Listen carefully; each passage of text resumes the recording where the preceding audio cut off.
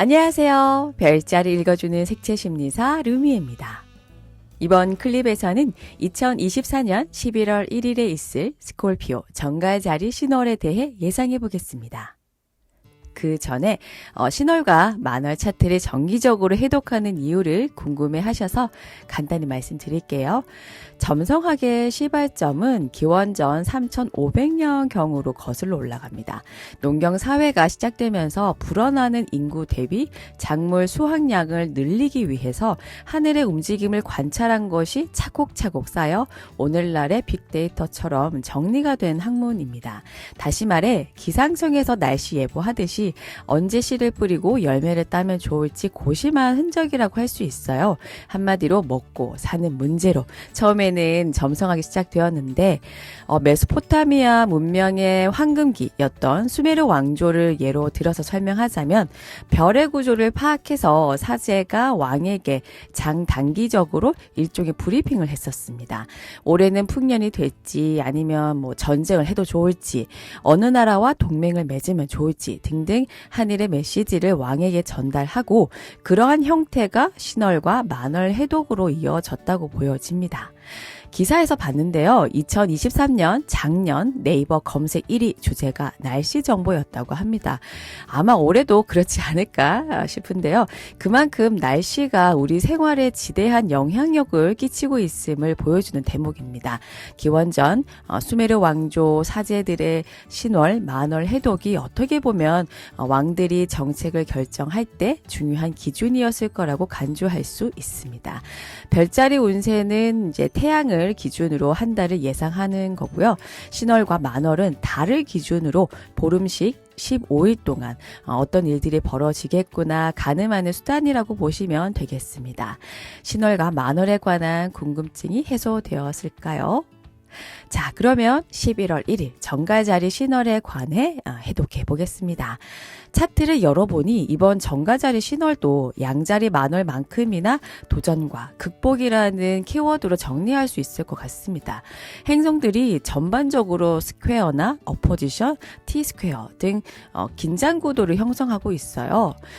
양자리 만월 때는 예기치 못한 뜻밖의 사건, 사고에 놀랐다면 정갈자리 신월에는 위험 가능성이 높은 이 상황들을 어떻게 통제할지 주시하는 시기가 되지 않을까 싶습니다.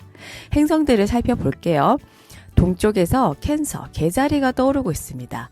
개자리는 좁게는 우리 가족, 넓게는 한 나라의 국민으로 볼 수 있어요. 지난번 영상 때 말씀드렸었는데 12별자리 중 모성애가 가장 강한 별자리이긴 하지만 개자리는 네 편 내 편, 편가르기를 잘합니다. 미국 대선이 얼마 남지 않았는데요. 트럼프 후보가 수성의 개자리입니다. 미국이 불법 이민자들의 쓰레기통으로 전락하고 있다. 이런 매우 거친 네거티브 발언을 하면서 강도 높게 미국 우선주의를 주창하고 있는데요. 이번 정갈자리 신월에는 이러한 개자리 분위기, 내 가족, 내 친구들, 우리 부서 사람들을 더 많이 챙기려는 기미가 엿보입니다. 우리끼리 더 뭉치고 결속력을 다지고 우리 이외의 사람들에게는 그다지 별로 신경을 쓰지 않게 되는 흐름입니다. 화성도 개자리 29도에 있는데요. 1하우스에 화성이 체류하게 되면 경쟁자가 나타납니다. 생각지도 못한 허들이 나타나서 빡센 미션을 수행해야 되는 등 도전, 시련, 난관에 봉착하게 됩니다. 개자리 화성이라서 업무보다는 인간관계에서 오는 스트레스, 나는 너를 위해 이만큼 희생하고 헌신했는데 너는 나를 위해 뭘 해줬냐? 섭섭함을 토로하거나 마음의 상처가 깊어서 이제 헤어진다든지 감정 교류가 뚝 끊길 수 있습니다. 그런데 주목할 부분이 화성 개자리와 명왕성 염소 자리가 29도 파틸 어포지션입니다. 이게 정갈자리 신월에만 해당하느냐? 그게 아니라 11월 초에 화성이 사자 자리로 입궁하고 11월 중후반에는 명왕성이 물병 자리로 입궁합니다. 또 12월 초에는 화성이 사자 자리에서 역행을 2달에 걸쳐서 예정되어 있기 때문에 2025년 상반기까지는 화성과 명왕성의 긴장 구도가 별자리를 이동하면서까지 디폴트 값으로 굳어집니다. 두 발 뻗고 편안하게 잠들 여유가 없다고 보여집니다.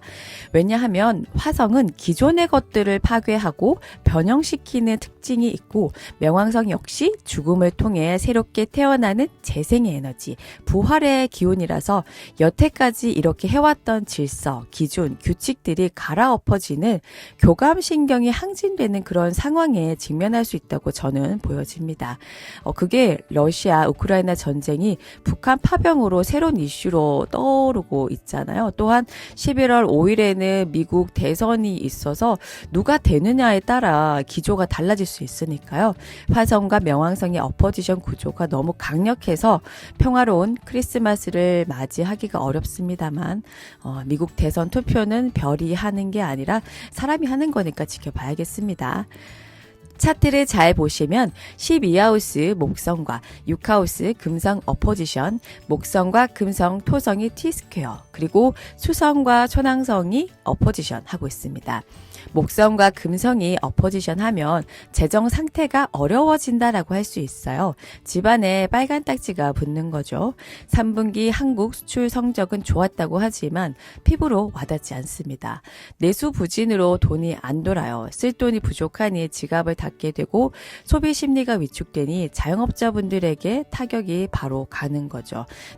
나라 재정도 세수가 부족하니 외평이나 주택기금을 끌어다 쓴다는 기사도 있었고요. 돈 때문에 자금 융통이 잘 안 되어서 국가도 가정도 회사도 골머리를 앓을 수 있다고 보여집니다. 목성과 금성, 토성의 T스퀘어가 일어나는 별자리를 보면 뮤터블 사인입니다. 목성 쌍둥이 자리, 금성 사수 자리, 토성 물고기 자리라서 중심을 잘 잡지 못하고 있어요. 토성이 어떻게 보면 규칙과 규율인데 역행 중이죠. 또 물고기 자리는 경계선이 모호한 별자리입니다. 게다가 토성 물고기 자리가 법률, 철학, 학문의 집인 9하우스에 있는데 목성과 금성이 양쪽에서 태클을 걸고 있습니다. 이러한 상황이 얼마 전에 나타났죠. 정부가 가계부채가 급증하니까 돈줄을 죄려고 디딤돌 대출을 막겠다고 했다가 실수요자들이 반발하니까 유예하겠다 등 정부조차도 일관된 정책을 내놓고 있지 못한 상황이잖아요. 지방과 서울의 부동산 양극화가 심하니까 형평성 있게 대응하기 어려운 점이 있는 현실입니다. 그렇지만 관점에 따라 위기가 기회가 될 수 있고 기회는 위기가 될 수 있습니다. 이번 정가자리 신월은 물의 기운이 무척 강합니다. 개자리 어센의 루미나리 정가자리, 정가자리 신월은 또 토성 물고기 자리와 트라인하고 있습니다. 물은 결속시키는 힘이 대단합니다. 수렴하고 응축하고 끌어당기는 힘이 강해서 일단은 잘 섞이기는 합니다. 그런데 어센이 개자리이므로 일면식이 없는 사람보다 보다는 우리끼리, 우리 가족끼리, 우리 부서 사람들끼리 힘을 합치게 된다고 합니다. 지금은 새로운 활로를 모색하기보다 기존의 것들, 학연, 지연, 혈연 등 내가 이미 확보한 네트워크를 잘 이용한다면 조금이나마 고민을 덜 수 있지 않을까 싶습니다. 무슨 공부를 해야 할지 모르겠다면 예전에 사두었던 일본어 회화를 다시 펼쳐본다든지 마땅한 알바 자리가 없다면 내가 예전에 했었던 카페 알바나 과외 알바 위주로 이력서를 제출해 본다든지 지루하고 따분한 할 수는 있겠죠. 하지만 실패할 확률이 거의 없는 이미 내가 해본 것들 위주로 살펴보시면 문제 해결에 힌트가 되지 않을까 싶습니다. 루미에만의 참신하고 재미있는 별자리 해독이 마음에 든다면 구독, 좋아요, 알림 설정까지 부탁드릴게요. 그럼 오늘 하루도 풍요롭게 보내시기 바랍니다.